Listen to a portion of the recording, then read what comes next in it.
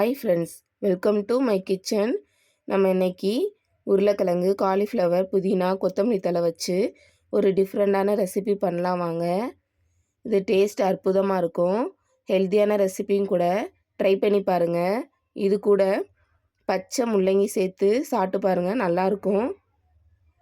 வாங்க இப்போ ரெசிபி பண்ணலாம். ஒரு மிக்ஸி ஜாரில் 1 ஸ்பூன் இஞ்சி பூண்டு பேஸ்ட்டு சேர்த்துக்கங்க.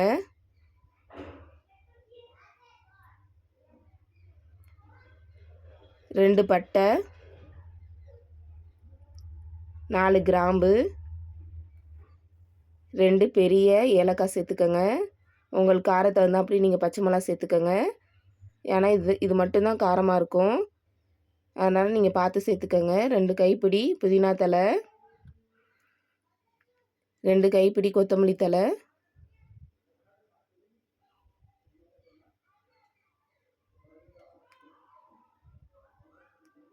இப்போ அரைச்சி எடுத்துகிட்டு வந்துடலாம். தேவைப்பட்டால் தண்ணி ஊற்றி அரைச்சி எடுத்துகிட்டு வந்துடுங்க. பாருங்கள், இப்போ அரைச்சாச்சு. நல்லா நைஸாக அரைச்சிட்டேன் பாருங்கள். இப்போ ஒரு பாத்திரத்தில் 50 கிராம் தேங்காய் எண்ணெய் சேர்த்துருக்கேன். உங்களுக்கு நீங்கள் எந்த எண்ணெய் விருப்பமோ அந்த எண்ணெய் சேர்த்துக்கோங்க. 2 பிரிஞ்சி இலை, 1 ஸ்பூன் சோம்பு, அன்னாச்சி பூ 1, எனக்கு உடஞ்சிருக்கு, அதனால் உடஞ்சி சேர்த்துருக்கேன். முந்திரி பருப்பு தேவைப்பட்டால் சேர்த்துக்கோங்க, போடணுங்கிற அவசியம் இல்லை. 3 ஏலக்காய், 3 கிராம்பு போட்டு நல்லா பொரிய விட்டுக்கோங்க. முந்திரி பருப்பு நல்லா பொன்னீர் அளவு வர அளவுக்கு பொரிய விட்டுக்கோங்க. 3 வெங்காயம் நீளமாக கட் பண்ணி வச்சுருக்கேன், அதையும் போட்டு நல்லா வதக்கிக்கலாம். வெங்காயம் நல்லா வதங்கணுங்கிற அவசியம் இல்லை, கண்ணாடி பக்கம் வதங்கினா போதும். உங்கள் காரத்துக்கு தகுந்தாப்படி நீங்கள் பச்சை மிளகா சேர்த்துக்கோங்க.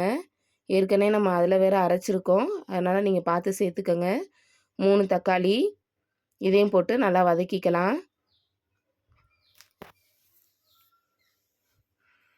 தக்காளி நல்லா வதங்கட்டும்.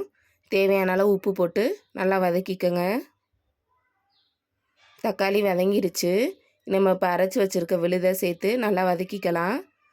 நான் இப்போ அதை மிக்ஸி ஜாரை கழுவி இப்போ ஊற்றிக்கிறேன். கொஞ்சமாக தண்ணி ஊற்றிக்கோங்க, போட்டு நல்லா வதக்கிக்கோங்க. எண்ணெய் மேலே பிரிஞ்சு வர அளவுக்கு நல்லா வதக்கணும்.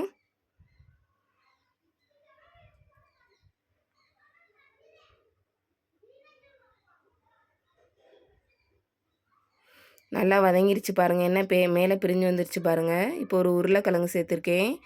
உருளைக்கிழங்க பொடி பொடியாக நறுக்கிறாங்க, கொஞ்சம் பெருசு பெருசாக போட்டு நறுக்கிக்கோங்க. அதையும் போட்டு வதக்கிக்கலாம்.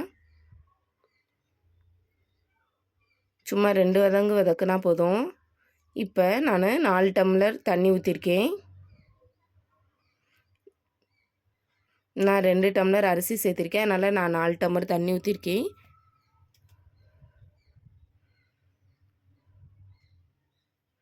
இப்போ நம்ம கழுவி வச்ச அரிசியை சேர்த்துக்கலாம். தண்ணி கொதிச்சப்பறம் அரிசி சேர்த்துக்கோங்க.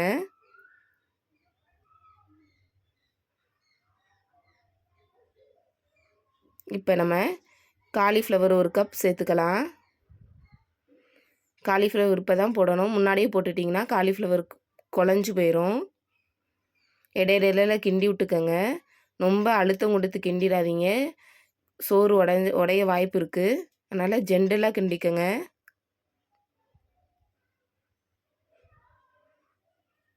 இடையில கிண்டி விட்டுக்கோங்க.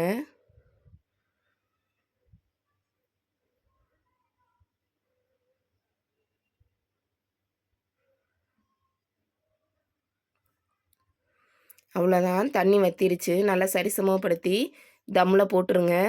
5 நிமிஷம் அப்புறம் நீங்கள் எடுத்து சர்வ் பண்ணுங்கள். பாருங்கள், எவ்வளோ உதிரி உதிரியாக டேஸ்டியான புதினா புலாவ் ரெடி ஆயிடுச்சு. ட்ரை பண்ணி பாருங்கள். லைக் பண்ணுங்கள், ஷேர் பண்ணுங்கள், கமெண்ட் பண்ணுங்கள், சப்ஸ்கிரைப் பண்ணுங்கள். ட்ரை பண்ணி பார்த்துட்டு கமெண்ட் பண்ணுங்கள் ப்ளீஸ். Thank you friends.